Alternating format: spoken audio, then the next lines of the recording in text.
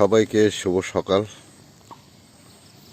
আজকে এসেছিলাম এসআইআর সম্পর্কে কিছু বলার জন্য, যে এসআইআর সম্পর্কে বাংলায় বলার জন্য।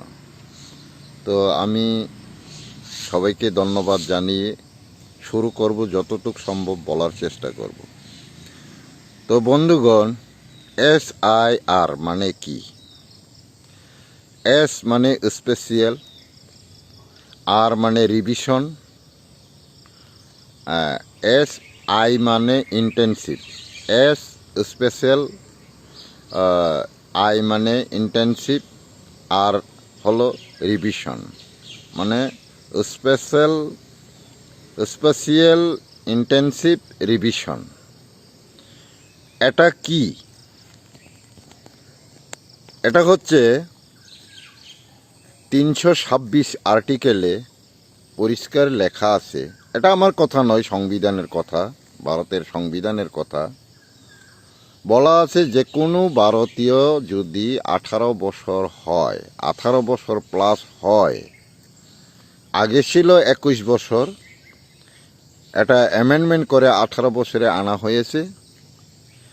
তো যে নাগরিকের বয়স 18 বছর হয়েছে ওদেরকে ভোটাধিকার দেওয়ার জন্য, তো ওই আর্টিকেল মোতাবেক তাদেরকে ভোটাধিকার দিতে হবে।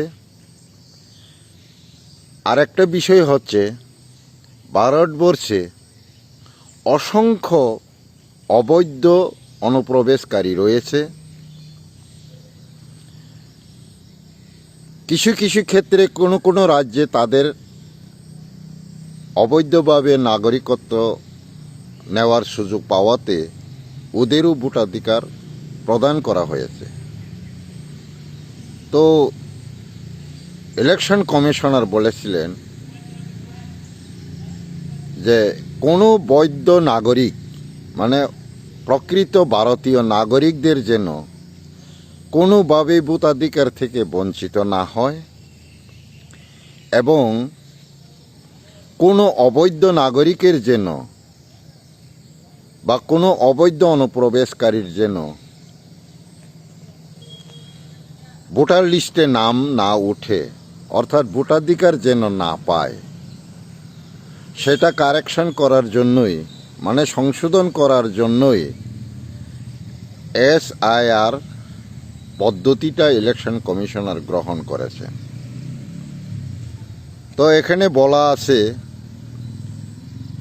যে রাজ্যে এসআইআর হবে সেই রাজ্যের সরকার, বিরোধী দল, জনপ্রতিনিধি এবং সচেতন নাগরিক যেন এই বিষয়ে সতর্ক থাকেন যে কোনো বৈধ ভোটার বা বৈধ নাগরিক যেন তার ভোটাধিকার থেকে বঞ্চিত না হয়, আর কোনো অবৈধ নাগরিক বা অবৈধ অনুপ্রবেশকারীর যেন ভোটাধিকারে স্থান না পায়, সেই দিকের লক্ষ্য রাখার জন্য অনুরোধ রাখা হয়েছে। এবং ওই মোতাবেক প্রকৃত নাগরিক এবং অনুপ্রবেশকারীদের বাছাই করার ক্ষেত্রেই এসআইআর প্রথা চালু করা হয়েছে, এটা ইলেকশন কমিশনার বলেছে। এই ক্ষেত্রে আমি সমস্ত নাগরিকদের কাছে, মানে বৈধ নাগরিকদের কাছে বা প্রকৃত নাগরিকদের কাছে আবেদন রাখছি যে আপনারা সকলেই সচেতন থাকুন। যদি আমাদের রাজ্যে কোনো অবৈধ অনুপ্রবেশকারীরা এই স্থান সুযোগ নিয়ে থাকেন বা পেয়ে থাকেন, তাহলে 100 জনের খাদ্য যদি 500 জন খেতে বসে, তাহলে তো কারোর পেট ভরবে না, কারোর ভবিষ্যৎও ভালো হবে না। ওই ক্ষেত্রেই ভারতীয়দের যেন কোনো রকম অসুবিধা না হয়, ভারতীয়দের যেন কোনোভাবে বঞ্চিত না হয় সরকারি সুযোগ সুবিধা থেকে শুরু করে সমস্ত অধিকার, ভারতবর্ষের শান্তি শৃঙ্খলা, সামাজিক পরিবেশ, রাষ্ট্রীয় পরিকাঠামোতে যেন কোনো রকম ত্রুটি না থাকে, ত্রুটি না হয়, অপরিবেশ যেন সৃষ্টি না হয়, ওই কারণেই যেহেতু এই এসআইআর প্রথা চালু করা হয়েছে শুরু থেকেই, তো এটাকে আমরা যারা প্রকৃত নাগরিক আমরাও সচেতন হওয়া দরকার, ওই দিকে নজর রাখা দরকার। তো এটাই আমি আবেদন রাখছি যে আমরা যারা সকল ভারতীয়গণ ওই ব্যাপারে সতর্ক হওয়া উচিত। তো আমাকে যারা আমার ফেসবুক বন্ধুরা রিকোয়েস্ট করেছিলেন, আমি তাদেরকে বলবো যে এই বিষয়টা ভারতীয়দের ভালোর জন্যই করেছে, এটাকে আমরাও গুরুত্ব দিতে হবে, এটাই আমি বলতে চেয়েছি।